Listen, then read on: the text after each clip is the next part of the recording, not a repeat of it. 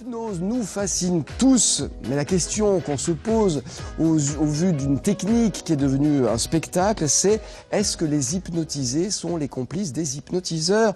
Eh bien, Jérôme Doumingue a décidé d'en avoir le cœur net, n'est-ce pas Jérôme? Absolument, bonjour Alain, c'est la question centrale qu'on va se poser ce matin.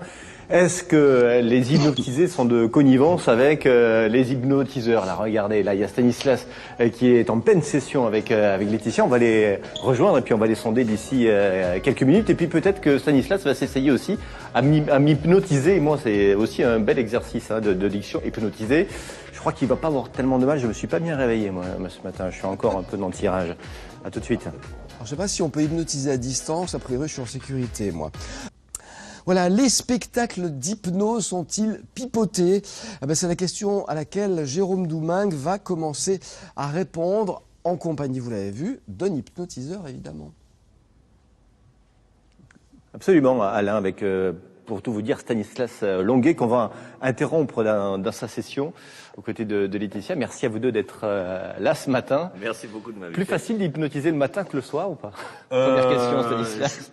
Très sincèrement, je crois que c'est la première fois que j'hypnotise le matin. C'est peut-être plus facile, hein. On est encore sous les draps, hein. C'est temps-ci, quelque part. Merci de nous rejoindre. C'est la première fois que je suis confronté à un hypnotiseur. Je suis un peu impressionné parce qu'on peut s'attendre à tout. À tout moment, je peux m'écrouler. Hein. Il suffit que vous appuyez peut-être sur le doigt, non?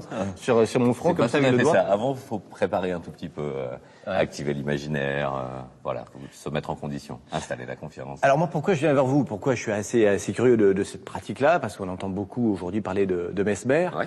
Et il fait la une un peu de l'actualité dans son domaine. Aujourd'hui, où on le soupçonne plutôt d'avoir des complices autour de lui, des gens de connivence qui s'écroulent au moindre geste. Est-ce que vous pensez que ça peut être possible, ce genre de manipulation? Alors, souvent, j'explique d'ailleurs par rapport à ça, parce que certains disent, oui, mais on voit dans ces spectacles des gens qui reviennent. Comme Laetitia, qui est venue à mon spectacle plusieurs fois et qu'on va retrouver sur les images. C'est simplement des gens qui nous suivent. Voilà, il n'y a pas besoin de complices, je n'ai jamais de complice. C'est tout à fait réalisable. Aujourd'hui, l'hypnose est quelque chose de démontré, de prouvé. C'est quelque chose qui nous appartient à tous depuis...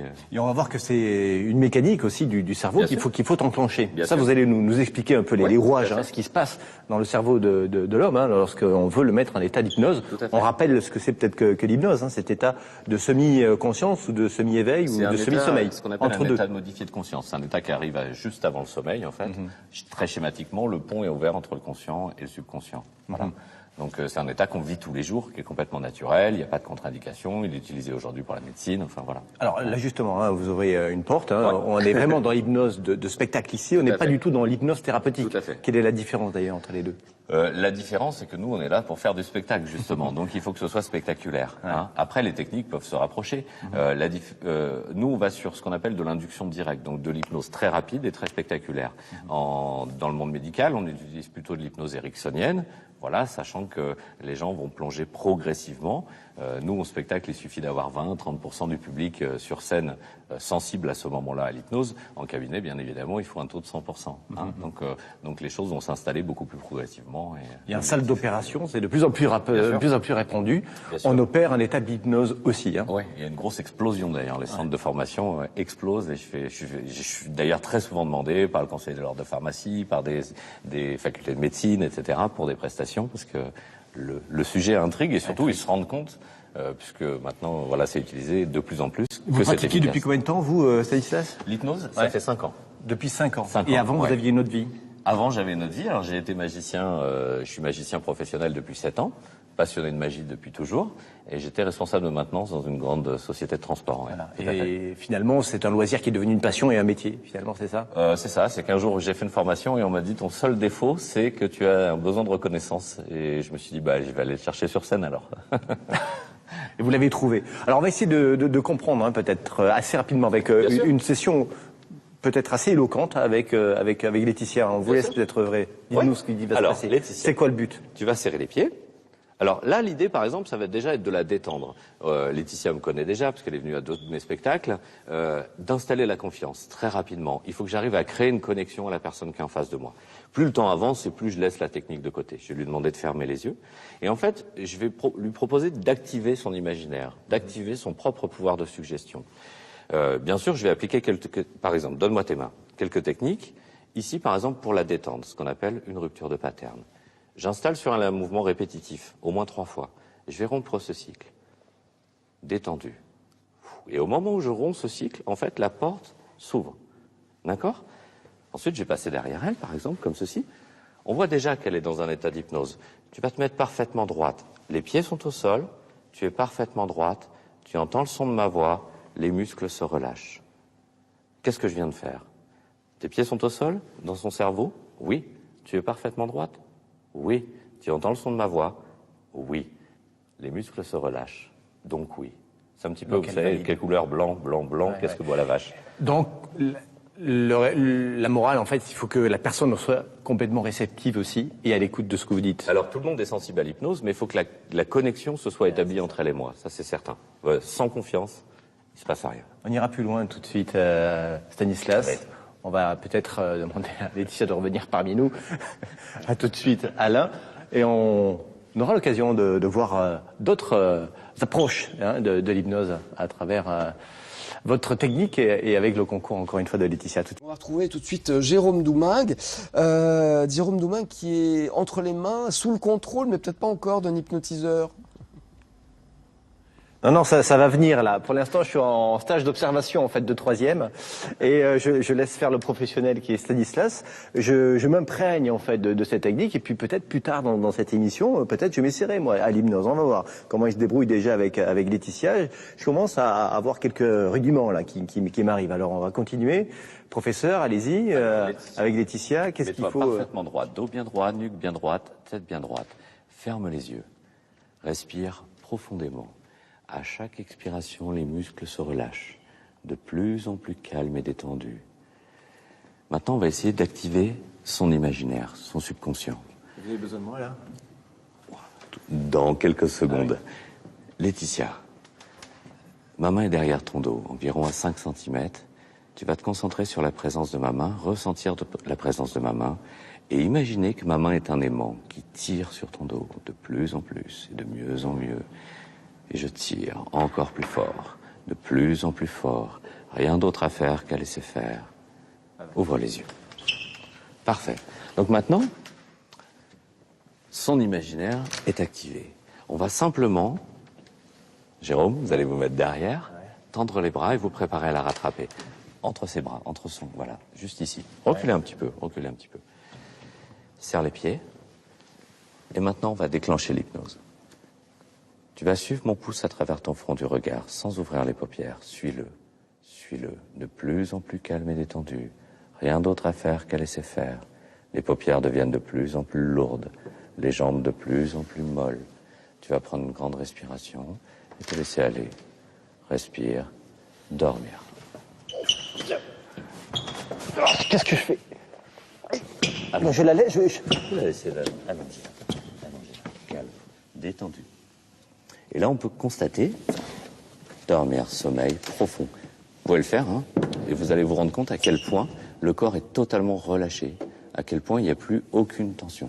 Elle m'entend là ou pas là? Tout à fait. En fait, elle est dans un état dissocié, c'est-à-dire qu'elle est en même temps dans un sommeil paradoxal, dans le monde des rêves, et en même temps dans la réalité. Donc elle est parfaitement consciente de tout ce qui lui arrive. Donc elle m'entend. Je peux lui poser une question là ou pas? Et si elle me répondra? On peut lui demander, on peut essayer. Maintenant, le petit risque, c'est de la faire remonter légèrement de sa transe, mais on la replongera instantanément derrière. Allez-y. Je peux lui demander, Laetitia, donc, est-ce que tu m'entends? Enfin, vous m'entendez? Oui. Voilà.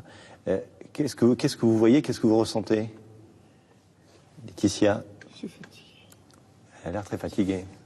Elle par a l'air exemple, très fatiguée, là. Mais par exemple, dormir, sommeil profond. Laetitia, maintenant, tu vas imaginer que tu es dans une salle de cinéma. Imagine que tu es dans une salle de cinéma et au fond de cette salle, tu vois l'écran.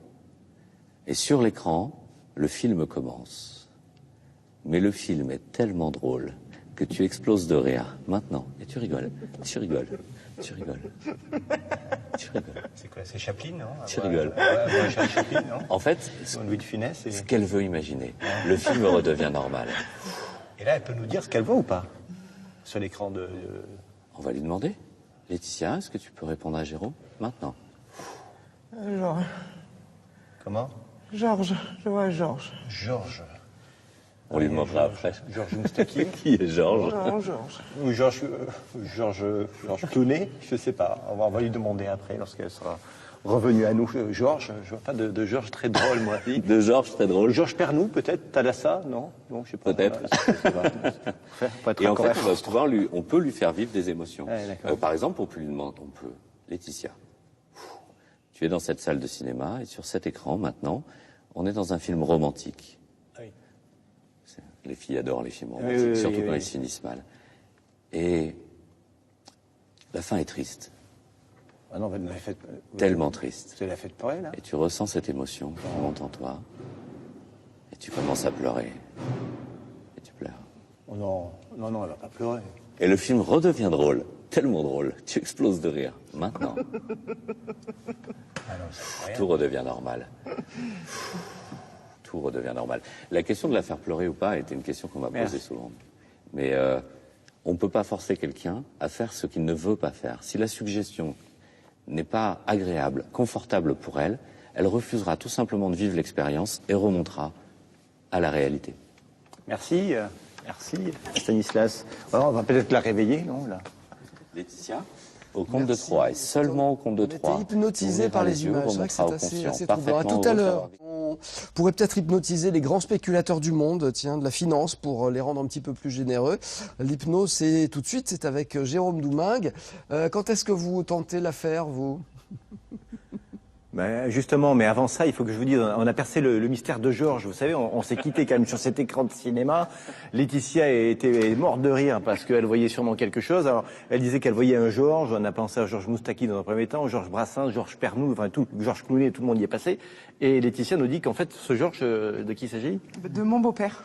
Oui, et qu'est-ce qu'il faisait de beau-père? Mais il y a très longtemps, il avait voulu réparer les essuie-glaces de ma belle-mère et il était revenu avec l'essuie-glace cassé et du coup je revoyais cette image en fait. Vous l'aviez gravé en mémoire et ce souvenir a ressurgi quoi. En tout cas, on est ravis que vous soyez à nouveau parmi nous parce que honnêtement moi tout à l'heure vous étiez vraiment étendu au sol et j'ai eu voilà, un petit stress quoi, un coup de chaud et d'ailleurs vraiment j'étais en état un peu de transe et vraiment c'est pas pour surjouer, mais vraiment, c'est ce que j'ai ressenti. C'est normal, ça? Oui, c'est normal. Et j'explique souvent aux gens, d'ailleurs, qu'en spectacle, en fait, il se crée... On me dit souvent, mais moi, est-ce que je suis sensible? Alors déjà, tout le monde est sensible à l'hypnose. Après, l'induction directe, très rapide comme ça, effectivement, c'est pas tout le monde. Mais on va pouvoir faire évoluer le nombre de gens par ce phénomène d'hystérie collective, de fascination collective. En fait, vous êtes rentré en connexion avec elle, et du coup, j'étais empathique. Ouais, tout à fait. Et du coup, vous êtes allé vers la transe tout doucement, vous-même, en même temps qu'elle. Ça m'a fait vraiment peur. Hein. J'ai vraiment flippé. Non, mais vraiment. Et alors, pour le coup, c'est la première fois qu'on est en fait. Moi, je n'y connais rien du tout à l'hypnose et j'ai jamais été soumis à un hypnotiseur. On peut essayer de quelque chose du coup, puisque maintenant je suis à peu près préparé. On va essayer. Ouais. Alors l'idée. Est-ce qu'on peut se dire tu? Oui. Vous avez 2 minutes. On va briser la glace. 2 minutes. Alors, ferme les yeux. Quoi qu'il arrive, tu te laisses aller totalement. Rien d'autre à faire qu'à laisser faire. Sans partir en arrière, en avant, tu te laisses aller. Je te rattrape. Calme, détendu. On sent déjà qu'il part. Hein. Ouvre les yeux. Voilà, super. Ferme les yeux, respire profondément, détendu. Et maintenant, tu vas activer ton imaginaire. Voilà. Ouvre les yeux avec toi. Vous voyez que, en fait, il a suffi qu'il ferme les yeux pour basculer en état de transe. Maintenant, on va aller au sol. Respire profondément. Tu te laisses aller comme si tu tombais dans les pommes. Prends une respiration profonde. Dormir. Dormir. Calme, détendu. Et vous remarquez que si je le rattrape pas, il se fracasse au sol. Il entend le son de ma voix. Il est parfaitement calme et détendu. Rien d'autre à faire qu'à laisser faire.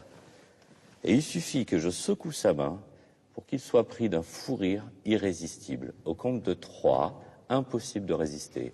Maintenant. 3, de plus en plus fort. Et tu rigoles, et tu rigoles, et tu rigoles. Détendu. Tout s'arrête. Au compte de 3, tu remontes aux consciences. Seulement au compte de 3, tu ouvriras les paupières. Heureux d'avoir vécu cette expérience. 1, 2 et 3. Réveille-toi tranquillement. Tranquillement. C'est cool, hein? Ouais. J'aurais jamais cru. J'aurais jamais cru lâcher prise comme ça. Jamais. Merci de ta confiance parce que. Non, mais vraiment. Voilà. Moi qui suis tout le temps sous contrôle. Bien sûr. Mais alors. Jamais j'aurais imaginé lâcher prise à ce point. J'explique souvent aux gens qui sont sous contrôle, en fait, qui ont cette sensation de contrôle sont des gens hypersensibles, qui bloquent leurs émotions, en fait. Et c'est pas vraiment un contrôle, mais ça cache souvent une hypersensibilité. Et voilà. Non, mais c'était très bien. Merci, merci Stanislas. Heureux de t'avoir fait Merci. découvrir cet état. Et peut-être que dans le prochain, j'essaierai de t'hypnotiser, maintenant que je connais un peu les techniques. On va essayer. Hein, on essaiera. On va essayer, À tout de suite, Alain. À tout de On va suite. boire un coup d'eau, hein. C'est vrai que c'est troublant, c'est extrêmement troublant. On rejoint Jérôme tout de suite, si vous voulez bien. On va voir où on est Jérôme. Alors il a dit qu'il voulait hypnotiser l'hypnotiseur. Pour l'instant, on voit ses chaussures. Hein. Je ne sais pas si ça fait partie de la mécanique. C'est normal parce que j'ai les jambes qui font encore ça. C'est normal, professeur. Ouais, c'est normal. Alors surtout, tu me disais que tu étais très dans le contrôle. Et du coup, t'es pas forcément habitué à un relâchement instantané comme ça. Donc il faut le temps fébrile, là. de remonter. Non, mais quoi. je suis complètement fébrile. Ça va durer longtemps. Mais en fait, t'es pas fébrile. Tu es détendu. Mais c'est un état que tu connais pas forcément. Donc du coup, voilà, tu te sens un peu bizarre, quoi. Ouais. Voilà. En fait, c'est marrant parce que à travers vos spectacles et vos représentations, vous envoyez un message à des gens comme moi que finalement l'hypnose, à un moment donné, on peut en avoir besoin. En fait, quand j'ai été hypnotisé la première fois, pour moi, c'était une révélation. Ça a tout changé dans ma vie. J'ai repris le contrôle de moi grâce à l'hypnose. Et à chaque fois que j'hypnotise quelqu'un, je me dis, yes, je lui ai ouvert une porte. Si jamais un jour il a un problème de phobie, un problème de stress, un problème à gérer, il pourra faire appel à l'hypnose, il sait que ça fonctionne. Et ça, c'est ce qui est le plus important. Alors, maintenant qu'on est amis, Stanislas, je vais essayer à mon tour de t'hypnotiser. Avec parce grand que plaisir. Ah oui, vraiment, attends. On peut tenter. J'ai bu tes paroles, etc. Donc, tu vas me donner tes mains. Ouais. Elles sont toutes molles. Elles sont pas très molles. Pas très Je vais mettre ma main dans le dos. Et normalement, comme un aimant, tu vas reculer. Tu sens des choses là ou pas là? Pas trop, non. Non. Non, pas trop. Il y a aussi la voix. Bon, ouais, je vais essayer. Je sens que ça va pas marcher. Faut poser la voix, ouais. Oui, bon. Non, j'ai pas fumé non plus 3 paquets de clopes. Attends, j'ai passé un autre chose. Attends, j'ai une autre idée. Et être sûr que ça va fonctionner. j'ai une autre idée. Écoute, ça fait 20 minutes là. Ouais. 20 minutes, ça fait pas 20 minutes qu'on est ensemble. Ça fait à peu près ça. Je fais un peu la promotion pour à la fois ton métier, les hypnotiseurs, les spectacles. Merci d'ailleurs. Merci. Ben justement, oui. Si on pouvait se faire un petit 50-50 sur ton chiffre d'affaires la prochaine fois. Bon, ça va. Oula, je crois qu'on l'a perdu là. Non, il a pas aimé là. Non, alors attends, il y a un problème. Je peux pas appeler le 17, Alex. Bon, pas 50, 40, 30. Stanislas, 30, 20, 10%, 5 Stanislas. 5, on peut imaginer que c'est oui. Ouais, oui, c'est bon. éventuellement. Ah, il est revenu à nous. Ouais. Ok, nickel. Merci Stanislas. On fait ça sur le prochain. Fait ça. Il est où ton prochain spectacle? Alors le prochain, il n'est pas programmé, mais il est dans les tuyaux et ça va être une vraie grosse surprise. Voilà. Bon. Vraie grande Bon, surprise. j'ai pas réussi, hein, mais bon, c'est un boulot, ça s'apprend. Ça s'apprend. Tout le monde peut l'apprendre. Tout le monde peut l'apprendre. Après, il faut certaines prédispositions. Et je crois que Il y a pas d'école de formation. Il y a des écoles en France de formation, alors qui sont certaines réservées au monde médical, d'autres qui sont faites par des hypnotiseurs de spectacle, mais voilà. Merci Laetitia. Merci. Bonjour à Georges, hein, s'il est encore Je pense là. qu'il est devant la télé, oui. Et devant la télé, Georges, on le salue aussi. Puis je crois qu'il y a votre épouse aussi qui est là. Oui, Hein, un gros qui bisou à regarde ma France chérie 3. Corinne, que j'aime profondément. Et qui doit avoir beaucoup de patience aussi. Qui a énormément de patience avec moi, parce que Dieu sait si je suis tracker et que c'est compliqué pour elle les jours avant les spectacles. Bon. Merci Stanislas et encore merci. Bravo. Merci à vous. beaucoup, Alors, Jérôme, Jérôme, de ton Jérôme, invitation. restez avec nous. Ouais, Vous avez déjà voilà. du talent, non pas pour hypnotiser un hypnotiseur, mais au moins pour le faire rire. Moi, je dis, c'est déjà un début. Moi, j'aimerais savoir comment vous vous sentez maintenant, s'il y a des restes, justement, de la séance d'hypnose ou plus du tout. Bah ouais, parce que j'ai encore le cœur qui palpite, moi. Et on me demande si j'ai... Non, mais c'est vrai, j'ai encore le cœur qui palpite, qui bat un peu, voilà. Et j'ai encore les jambes, voilà, qui flageolent. Qui flageolent, ouais. Ça va durer encore longtemps, Non, ça. ça va durer plus. Rassurez-moi. Non, non, dans 2-3 minutes, c'est réglé. Ouais. Oui, sûr, certain. Et Jérôme, j'ai Le une- pire que vous ayez vu sur scène? Le pire, dans quel sens Des gens qui n'arrivent plus à se contrôler sous hypnose. Il n'y a pas de limite, en fait. Même moi, des fois, des fois, j'ai des poils parce que il n'y a pas de limite. Tout dépend de l'imaginaire de la personne et le pire, je sais pas. On va pas en parler. La personne qui prenait La personne, oui. Une personne à qui je suggère en fait que elle est à la plage et que le soleil chauffe, etc. Et j'ai fait une petite erreur de langage en disant le soleil est brûlant et la personne s'est relevée en étant en ayant la sensation de brûler, quoi. Et voilà, donc il faut être très très attentif. J'y travaille énormément et il faut, voilà, l'éthique, l'amour des gens est primordial quand on fonctionne avec l'hypnose. Ouais. Ouais, et on l'entend et on le voit, et on le sent, et on le ressent. À bientôt, merci encore. Merci à vous, c'était intéressant, c'était troublant aussi.